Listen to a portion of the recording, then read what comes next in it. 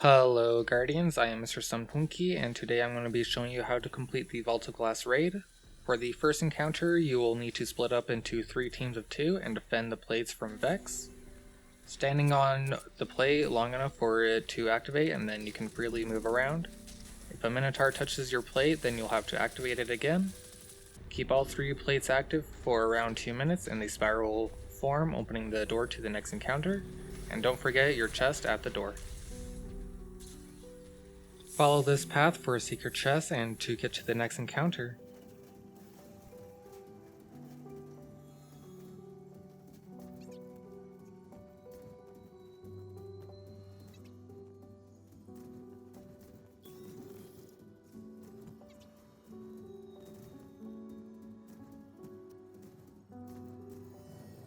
For the Conflux encounter, you'll need to protect Confluxes from 3 rounds of Vex.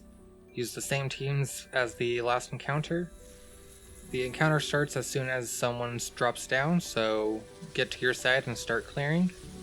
Round 1 will only have 1 Conflux in the middle. A Wyvern will spawn and it must be defeated before it sacrifices itself to the Conflux. If it does, then it will instantly wipe you.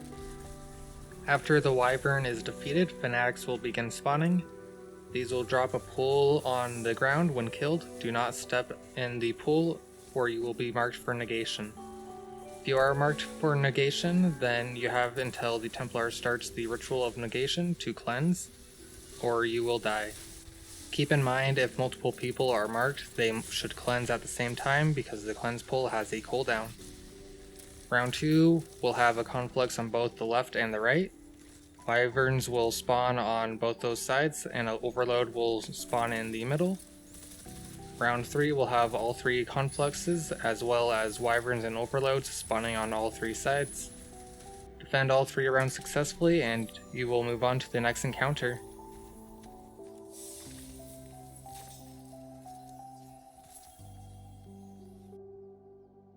For the Oracle encounter, there are 2 jobs, Oracle duty and ad clear. Again, have 3 teams of 2. It is recommended to have 1 person on Oracle duty and 1 on ad clear for each team.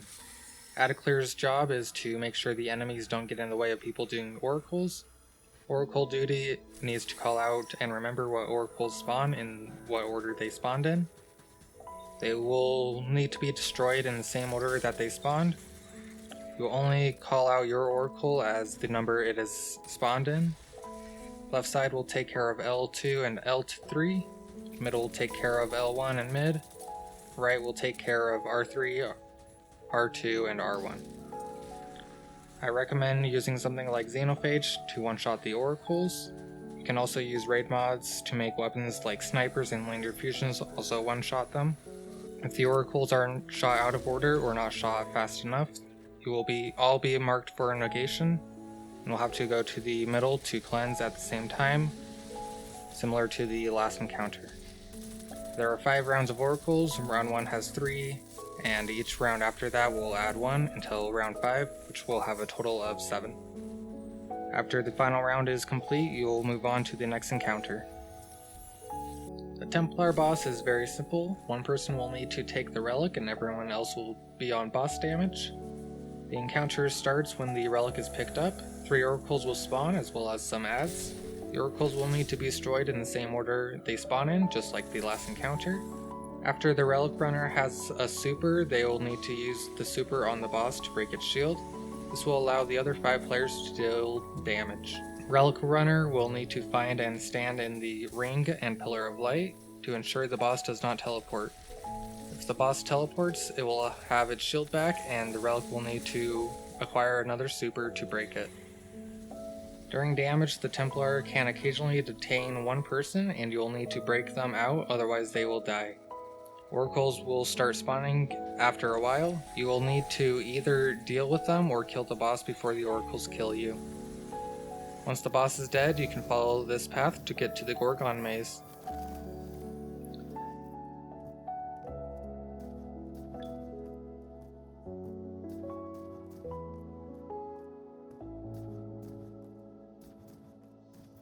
You will need to sneak past the Gorgons to get to the next encounter.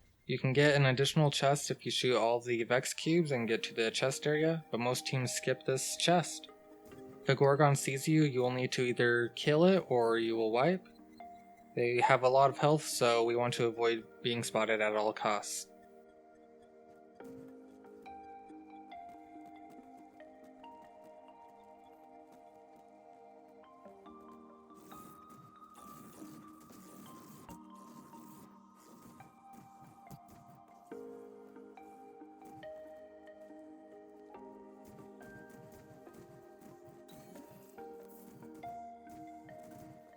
The Gatekeeper encounter is a test of speed. The rules here are left plate, left portal, right plate, right portal, relic, and Gatekeeper Watcher.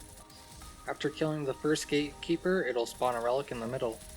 Someone will need to pick this up while the 2 plates get activated to open the portals so the portal people can go inside. After using the portal, you will get the debuff Teleport Destabilize. This will prevent you from using the portal until it goes away. Inside each portal will be a Conflux as well as Vex spawning. Simply defend the Conflux. After a while, one side will get a Wyvern and the other will get a Praetorian. Make sure you call out the side that has the Praetorian so the Relic Runner can go to that side. The red area is the past, but most people will refer to this as Mars. The green side is the future, but most people will refer to this as Venus. The Praetorian has a shield that can only be broken with the relic. After the Relic Runner breaks the shield, they should drop the relic and have the other player inside pick up the relic and go out the portal. Then that person will need to drop the relic for the person outside watching the Gatekeeper so they can go to the opposite side from where it came from. If the Gatekeeper spawns, kill it as quickly as possible because it disables the portal if it's alive. Overloads will spawn and try to take control of the plates, so people on the plates should have overload to take care of them easily. You'll need to rinse and repeat this. When you see the message saying a new conflux appears, everyone needs to head out the portals and into the middle. There will be a conflux there and you need to defend it. Praetorians will still spawn, so the relic person will need to deal with them. After you kill the wyverns, the encounter will end. There are many jobs in the Atheon fight and everyone will need to know all of them. Shoot the box in the middle to start the encounter, as will start spawning, so just do some ad clear until Atheon opens the time streams. Tip: leave one flying harpy on each side so that they won't respawn. After the time streams are open, 3 random guardians will be teleported to either side. Someone will need to call out which side they got teleported to so the team on the outside can open the corresponding portal. One person that got teleported will also need to pick up the relic. Make sure to kill the Gatekeeper and run to the back of the room and turn around so you have the same orientation as the other team. One person on the team that didn't get teleported will need to call out the order of the oracles that they spawn in. Just call out the first 2 oracles and the third one will just be the only option left. There will be 3 rounds of this. The teleported team will need to destroy them in the correct order each round. If they are destroyed out of order or not fast enough, it will instantly wipe you. The person with the relic will also need to use their block button to cleanse anyone in the radius from the debuff marked by the void. This debuff will slowly cover your screen until you won't be able to see anything. After the 3rd round of oracles, everyone will want to go outside and start doing damage to the boss. During boss damage, you will have increased ability regen rate, so start throwing those supers and nades. When the Time's Vengeance buff gets to 14 seconds, one person will get the debuff Imminent Detain. This person will need to run away from the group and be shot out, otherwise it will detain everyone and you won't be able to break out. After Time's Vengeance is over, you will need to rinse and repeat until Atheon is defeated. Hopefully this guide has helped some of you guys out, and I'll see you in the next one. Bye!